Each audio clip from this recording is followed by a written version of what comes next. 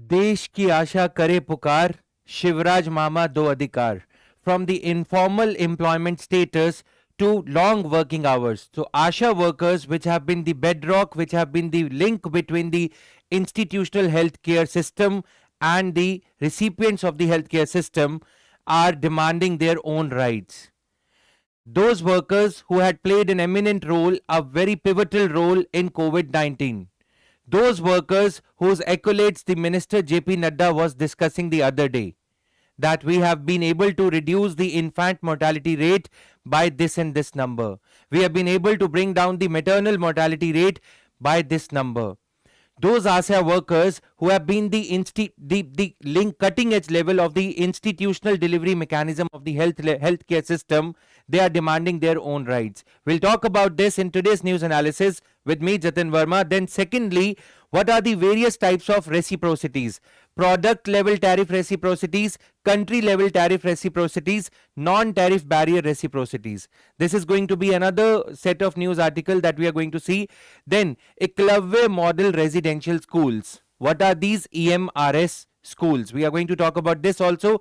Then the Supreme Court seeks Uttarakhand's response on misuse of afforestation funds. CAMPA funds have been used like CAMPA the soft drink. Government officials have been buying expensive laptops, air conditioners from the compensatory afforestation funds that were meant to compensate for the forest land diverted towards non-forest use. We are going to talk about these articles. Then the new scheme that was there, the agricultural capital intensive, to make the agriculture capital intensive, there was a scheme brought about that was in the nature of central sector scheme. So the scheme has been fully utilized. The funds under the scheme have been fully utilized by the Punjab government. Okay, so that news article also we are going to see in today's news analysis, how the capital intensivity of the agriculture in India has been sought to be improved so that we can have better productivity, we can have better control over the post harvest losses. Let's get started with the news analysis. First of all, this editorial on the ASHA workers. So the warriors of hope, the ASHA workers, they have been demanding their own rights since a long time now. In COVID-19, they had played an eminent role. The article says that they now perform complementary a lot of functions, record birth and death data, implement interventions from the supply of ORS sachets to supply of contraceptive devices like the condoms, to control the population, to have a control over the population birth rate, right? So these type of diseases, these type of delivery mechanism through ASHA workers has played a big role when we talk about the institutional deliveries, when we talk about control over communicable diseases like tuberculosis. Many people, they enroll in the government schemes, but because of lack of continuity, TB becomes multiple drug resistant TB or extremely drug resistant TB. Many immunization programs have faltered. Polio eradication in India has been successful only because of ASHA workers, even though the nomenclature ASHA was not there previously. So these workers themselves are not on a permanent employment basis. The very nature, the article says that the very inception started with the title of volunteers, ASHA volunteers. Most of them earn anywhere between 5 to 15,000 rupees. Even as the bare minimum pay, as per the Wages Act, as per the Factories Act, as per various institutional mechanisms, is around 21,000, 22,000 rupees per month for even an office boy that is hired. For the government clerk who is hired is getting 25,000 rupees.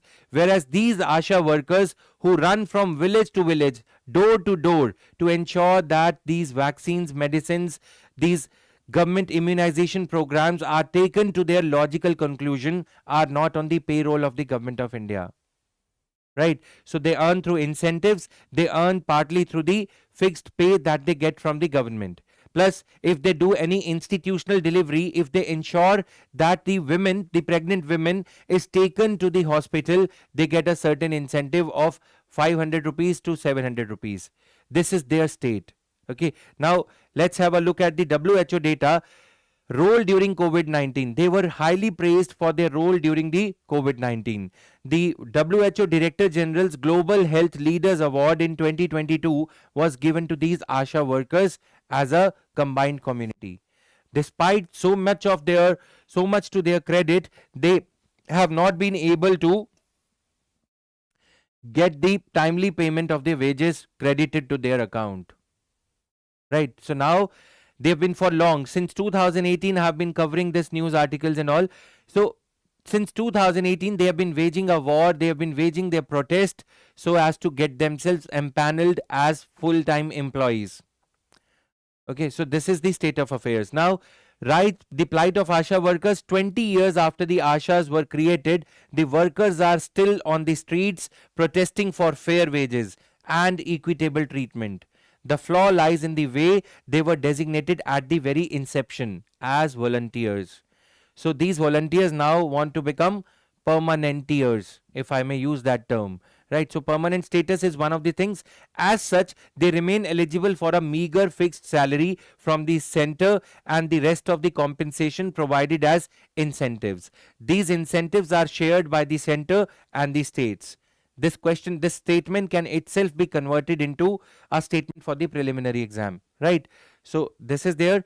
Now, just let me see your comments and everything. So this is there. Now, against a deliverable, for instance, for facilitating an institutional birth, they will get some incentive from the center and the states combined together. Their takeaway overall is around 5 to 15,000 rupees per month, which is not enough to cover for the travel expenses. They sometimes have to skip on their meals. They sometimes have to let go of their own health concerns. And the worst, they are not even provided the free institutional deliveries themselves. The workers, the ASHA workers who are providing the institutional delivery healthcare services, the advice, the counseling to the rest of the population, they are themselves not given the same definitions. Okay, long working hours, long travel time, they have to travel from village 1 to village 2, that too on the public transport. No kind of official vehicle from the healthcare ministry, etc. Okay, permanent employment status they are demanding. Okay, it's high time that they should be given this type of a permanent employment status. Second thing, I've incorporated some points related to it. How can you write an answer on ASHA workers? What are their problems? What are their demands? Number one, institutional recognition, institutional permanent employment status. In some of the states, they are hired as contractual workers. In some of the states, they are still acting as volunteers. Number one. Number two, fair wages. They should be given fair wages so as to cushion them against the problem of or against the inflation. The government employees, the full-time government employees, they get dearness allowance to cushion them against the shock of inflation, but these workers do not. Improved working conditions. Sunday should be an off for them. Working hours should be defined, but a delivery might happen anytime. And considering the lack of fixed payment of wages, they cannot miss out on the incentive that comes with the delivery, institutional delivery, right? Then, access to social security benefits. Are they entitled to provident fund? No. Are they entitled to any kind of pension? No. Are they entitled to any group insurance in case they die on duty? No. These conditions are not there. Okay. There is no fixed criteria, Prachi. How many years after they are converted into a permanent worker? They are not converted into a permanent worker on the basis of their years of work. Is that clear? They are not even converted into permanent worker. That's the problem. Now, maternity support. They themselves provide the maternity support to others. But the irony is that they are themselves not given any maternity support. Okay, then policy reforms are required. Like she is saying here, sir, after how many years of service can they be converted? So this policy reform is required here. Okay, that after 3 years of service, they can be converted into permanent ASHA cadre of workers. That is not there. So that is why they are demanding, as the placard reads here, देश की आशा करे पुकार, Shivraj Mama do adhikar. Shivraj, honorable minister today. So he was at one point of time the chief minister of this Madhya Pradesh. During that time, this demand was, protest is going on since then. Even as the CM has become the union cabinet minister, but ASHA workers are still hoping. Okay, justifying the word ASHA over here. Now, this is the snapshot as to what all points can be extracted from here. Right. Now, moving further, these points you can jot down for your mains examination. Now, which of the following statements regarding accredited social health activists is or are correct? Ashas are primarily responsible for providing curative healthcare services in the rural areas. Only curative or overall? So, Ashas are selected from the village itself and are accountable to the community. Ashas received a fixed monthly salary from the central government. Ashas work as a link between the community and the public health system. Select the correct answer using the codes given below. So this is this thing. Can we also add their health drives like anything? Okay, you have to be concise when you write. Ravi Pandey. So Ravi is asking, sir, can we also add their drives like anemia, Mukt Bharat, etc.? Yes, you can. Now moving further, Supreme Court seeks Uttarakhand response on misuse of afforestation funds. So Goda Varman judgment we have been talking about. Okay, so that judgment was in 1996. That was a mandamus, okay, command given by the Supreme Court to the government to do something about the forest to cover that is chopped off, trees that are cut down to come up with any industrial project.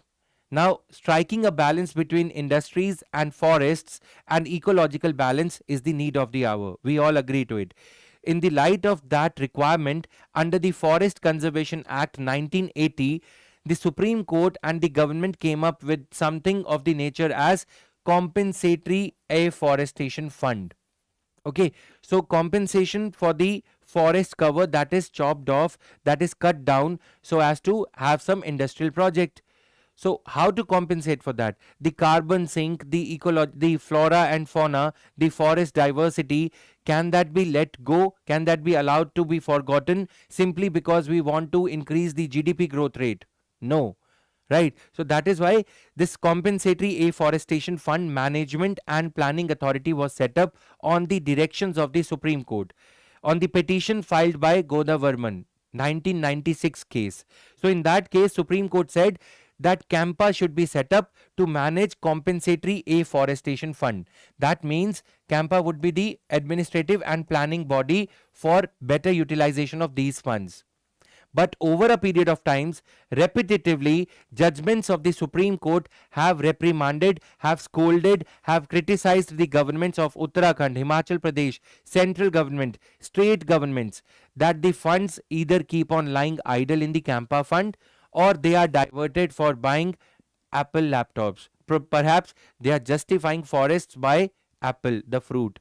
So, Apple laptops, air conditioners, like LG air conditioners, have been purchased out of the CAMPA funds, coolers, etc. Perhaps they are mitigating the effect of desertification by having coolers, desert coolers. So we can have a little bit of fun around it.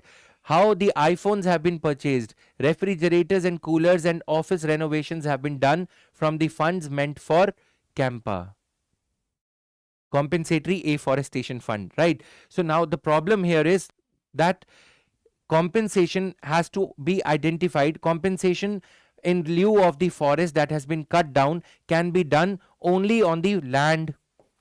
But India being a populous country, land for compensation of the forest that is cut down is required. Where to get the land from? Okay, so that is the problem. Even though rates have been prescribed, that a private company which wants to acquire the land for setting up a factory has to pay up to 15 lakh per square feet, okay, per square meter for acquisition of the land. But where to get the land in order to plant the new saplings, in order to plant the new plants? Okay, so funds were created under this. How the questions can be asked in the prelims? National Compensatory Afforestation Fund is there, then State Compensatory Afforestation Fund is there. The money collected under the compensatory funds is kept under public account of India, and there are public accounts of respective state governments also. So the money collected for compensatory afforestation as per the Compensatory Afforestation Act is kept under these two funds. And how are the funds distributed? 90% of the compensatory afforestation fund money goes to the state government, because it is under the state government that the area falls. Area falls under the state government only. Okay, 10% is retained by the center. Let me tell you about 2016, 17, even 18 also. 70,000 crore rupees worth of funds were lying idle with all the states of India. Many of them haven't yet set up the State Compensatory Afforestation Fund Authority.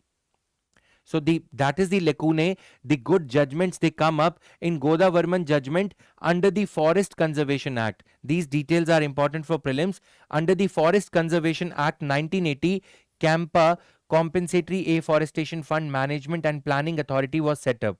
Okay, Godavarman judgment, even though the case started in 1996, but since it was a continuing mandamus, okay, the writ petition power of the Supreme Court, fundamental rights, the case continued, and finally in 2010, this CAMPA was sought to be set up on the directives of the Supreme Court. Remember, government did not do anything. Supreme Court said that for every tree being chopped off, for every tree being cut for the industrial project, you need to compensate for the tree being cut. And you need to identify the patch of land where you will plant new plants and trees in order for them to act as a carbon sink. So that is the problem. Okay, so land allocation for afforestation, non-forest land, preferably adjacent to the existing forest area, is to be identified. If that is not available, then degraded forest land is used twice the area. So if the, let's say, 200 square kilometer land is being acquired, then you have to identify 200 square kilometer of compensatory afforestation land adjacent to the adjoining the same piece of land which has been acquired. If that is not available, the government authorities have to identify double the amount of land, 200 square kilometers. Instead of that, you have to identify 400 square kilometers of degraded land, land which is not that good in quality, okay, in terms of forest area. Otherwise, if still land is not available, the state chief secretary has to give in writing that land is not available. Okay, so this is the way of implementing this compensatory afforestation. But the problem here is sometimes the funds are not utilized, sometimes the funds are diverted for other purposes, and the state government commits that they will pay the interest on that money. Interest is not paid.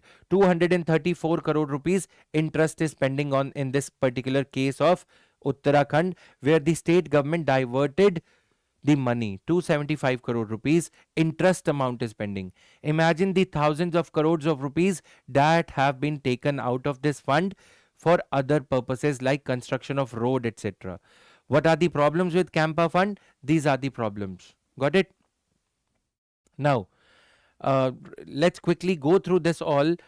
The project developers, be it an industrial project or a real estate project, they have to bear the full cost of afforestation. Yes, preliminary oriented details I am highlighting.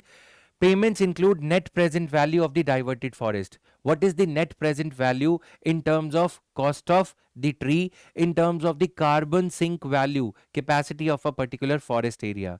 A value is assigned to it. Value can range from 9.5 lakh rupees to 16 lakh rupees per hectare. Forest project developer, the private industrial project or the government project will have to pay this much amount of money. This money will go into compensatory afforestation fund to be managed by CAMPA. Okay, so planning, fund management and planning authority. Now, this started in TN Godavarman case versus Union of India. This case is important. This is the second consecutive day we are highlighting this case. Yesterday we talked about this case in the matter of dilution of the definition of forest. Okay, now today we are highlighting this case in the light of Godavarman, this CAMPA, creation of the CAMPA fund. You should remember this. So this all is there in this news article. 2019, how the question was asked. This is a recurrent theme because environment ecology, then your social welfare, these topics are a recurring theme in the UPSC examination. So here, as per the law, compensatory afforestation fund management and planning authority exists both at the national and state level. Second, people's participation is mandatory in the compensatory afforestation programs. Which of these statements following the above statements is or are correct? Can you quickly answer this question? Which of these statements are correct according to you? We have read it according to the reading. Please tell me. Please answer this question.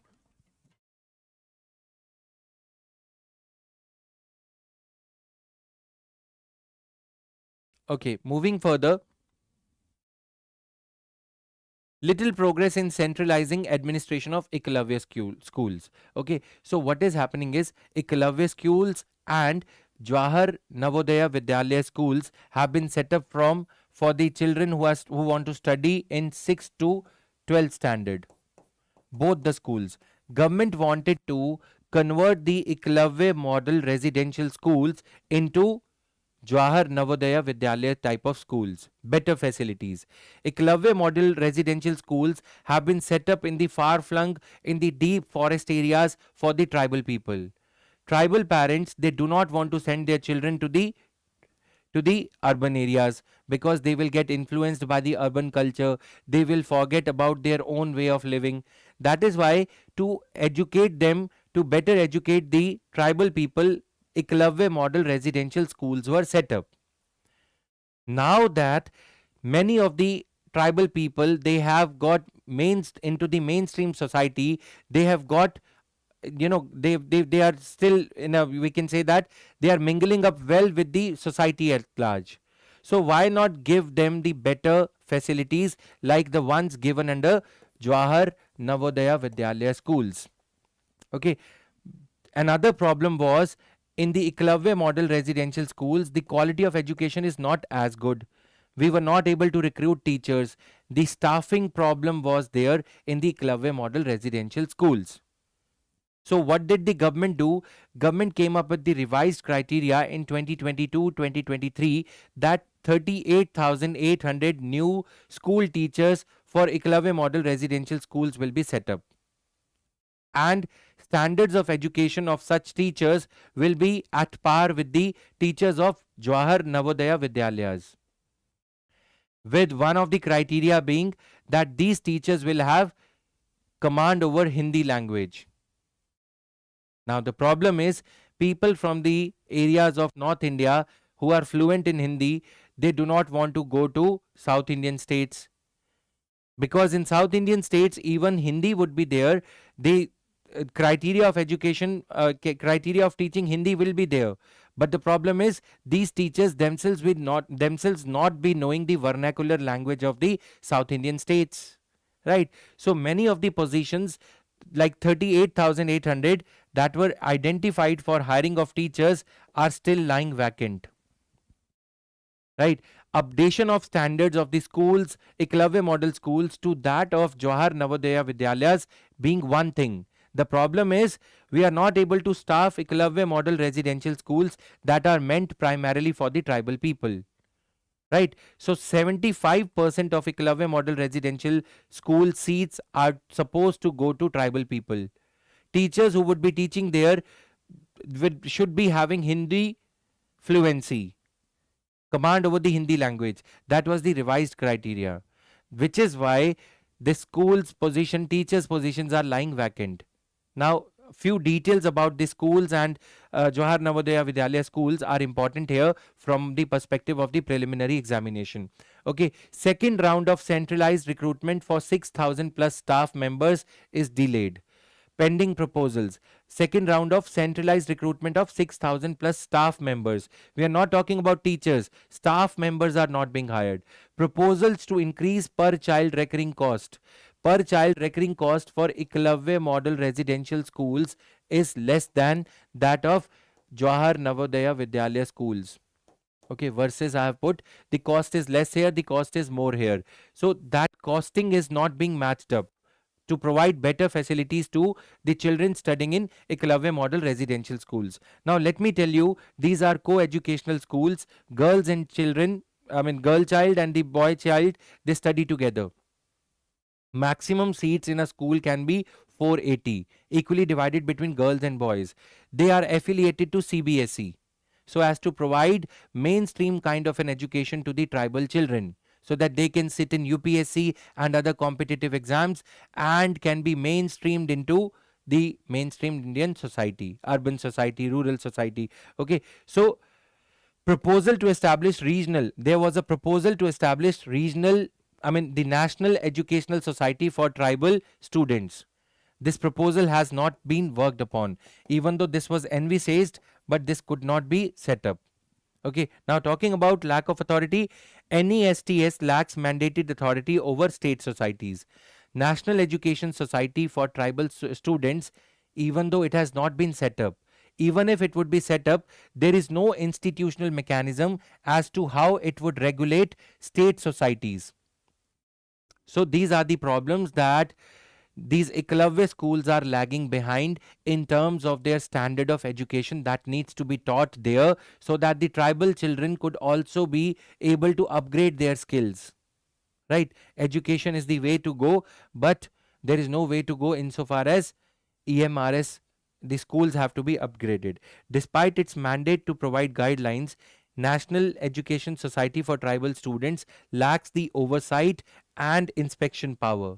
It does not have the rights to inspect the tribal schools, the Eklavya schools. They are in the jurisdiction of the state government. So this is the problem here. Okay, staffing problems. NESTS operates with a limited staff, largely consultants who are temporary workers. Okay, so if there is no permanency, if somebody is insecure all the time whether their contract would be renewed as consultant next year or not, they would not be able to give their best. So this is the problem. Okay, filling sanctioned positions, that is another problem, that sanctions positions are not being fulfilled. As we see here, 6,000 plus staff positions are lying vacant.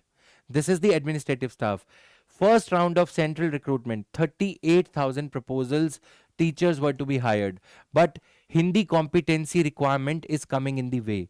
Even as we are facing the debate around north-south divide, Hindi under national education policy being one of the criteria, Hindi language being imposed on the South Indian states, here is another problem, that in these Eklavya schools also, Hindi competency of teachers is coming in the way of hiring of teachers. Because if a teacher is hired, he has to go from North India.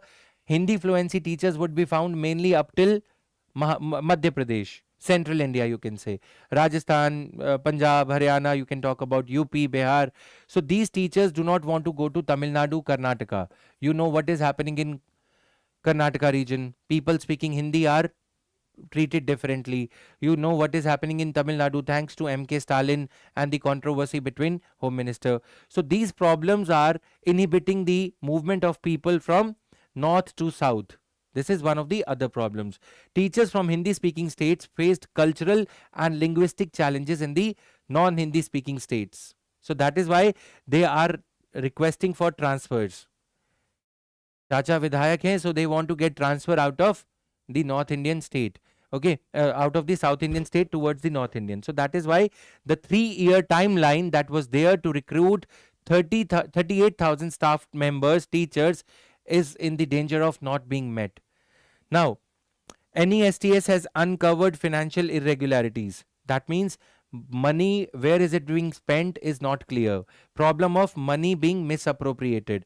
Then schools are not always directly purchasing student necessities, instead transferring funds to parents. So schools are giving funds to parents, parents are diverting funds. Whether the parents are being given funds or not, there is no record of it. So mismanagement of funds, another problem. Communication breakdown, Ministry of Tribal Affairs has not responded to inquiries about the centralization status. So basically these schools are in the process of being centralized. That means Union Ministry of Tribal Affairs will now onwards, the Union Ministry, the Central Ministry will manage these schools rather than the states. decentralization is on the way out. Okay, so if the union ministry is going to manage them, so centralization has to take place. For such a huge country as India, this is going to be problem. Okay, recurring cost per child was sought to be increased from 1,09,000 rupees in 2020 to 1,70,000. So this is the criteria, that we spend 1,70,000 per child for Jawahar Navodaya Vidyalaya children. Whereas for EMRS students, Eklavya Model Residential School students, we spend around 1,09,000. So much of funds are being spent and there is no record of it. Okay, so problem number 3, this is problem number 3, financial irregularities. Problem number 1, the lack of hiring capacities. Problem number 2, the linkage between National Educational Society for Tribal Students and State Educational Society for Tribal Students. The linkage as to how National Education Society will regulate the state educational societies is not there. 3 problems I have highlighted so far. Moving further, coming to the criteria here, this is very important for prelims. I have pulled out certain questions also. We will see questions after we have gone through this.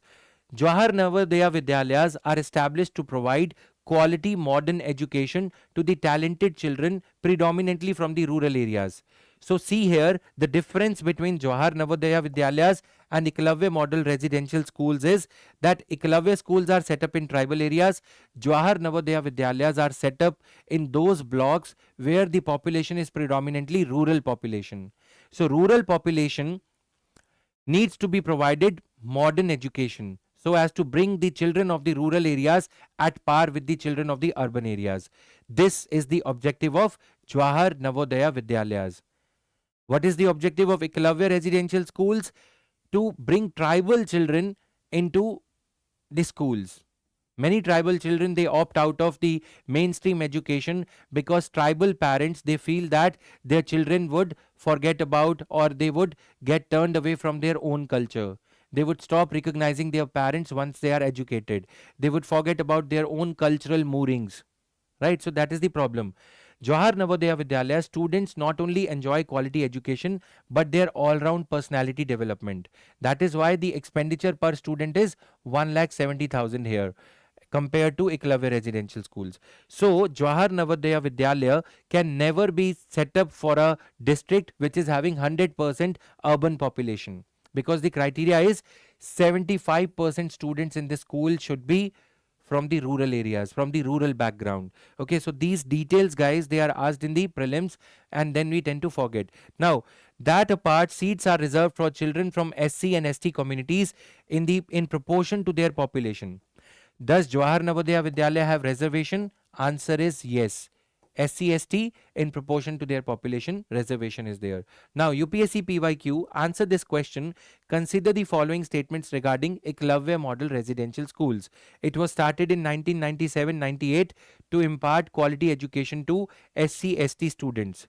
Non-SC students can be admitted up to 10% of their total seats. Which of these statements is or are correct?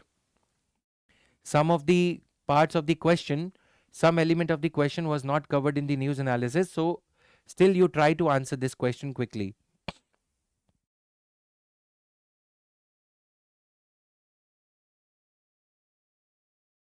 So the answer would be,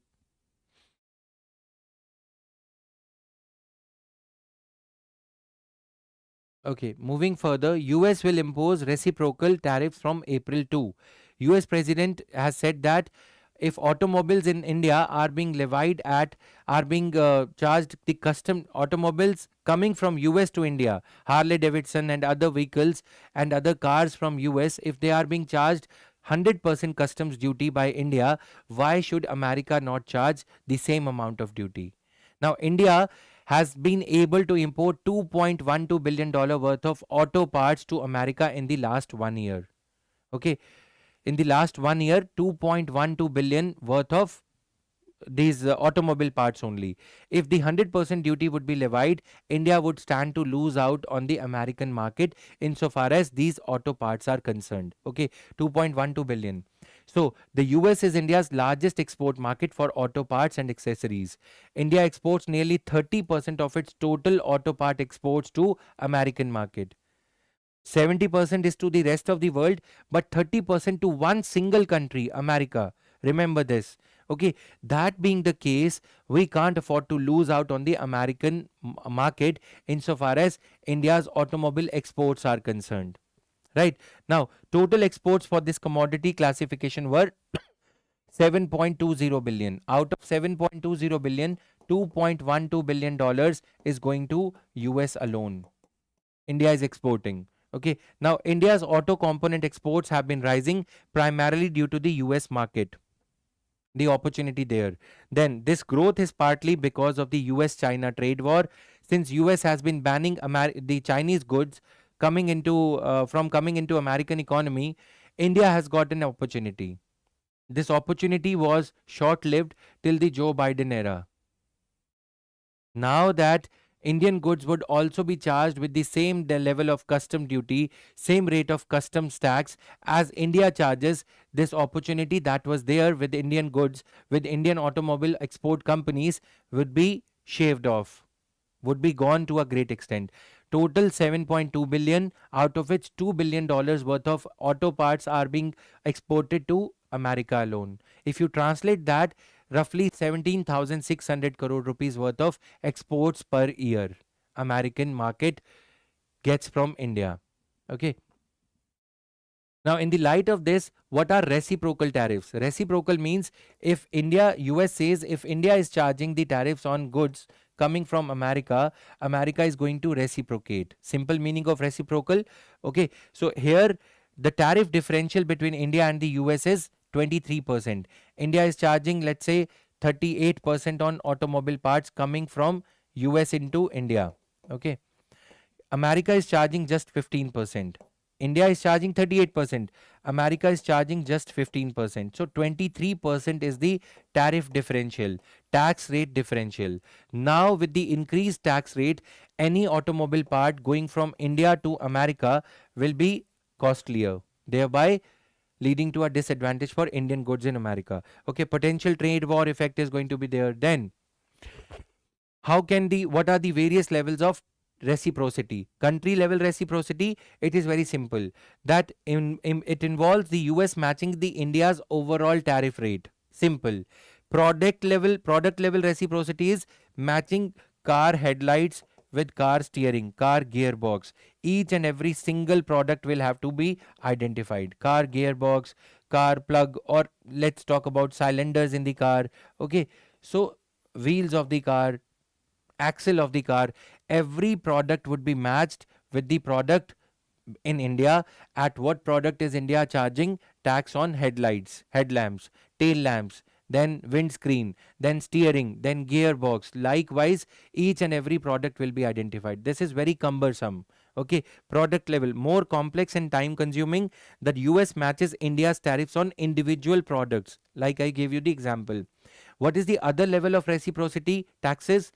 Non-tariff barrier reciprocity. Here, if India is creating difficulty for American companies to set up their factory in India, licensing issue, procurement, the production quota, you have to procure 30% of raw material from micro, small, medium enterprises in India. Same level of inhibitions will be imposed on Indian companies in America. Okay, non-tariff barriers are non-tax barriers, involves matching administrative restrictions. How much time does it take for American companies' FDI proposal to be actually given approval in India? Until they get the approval, they will not be able to start business. So these kind of problems are being created. Okay, so this is there. Now, coming to another important news, Punjab is the top performer in Centre's Agricultural Fund Scheme, AFI scheme, Agricultural Infrastructure Fund Scheme basically, in which 1 lakh crore rupees has been kept aside by the centre for this central sector scheme, so as to increase the infrastructure for agriculture.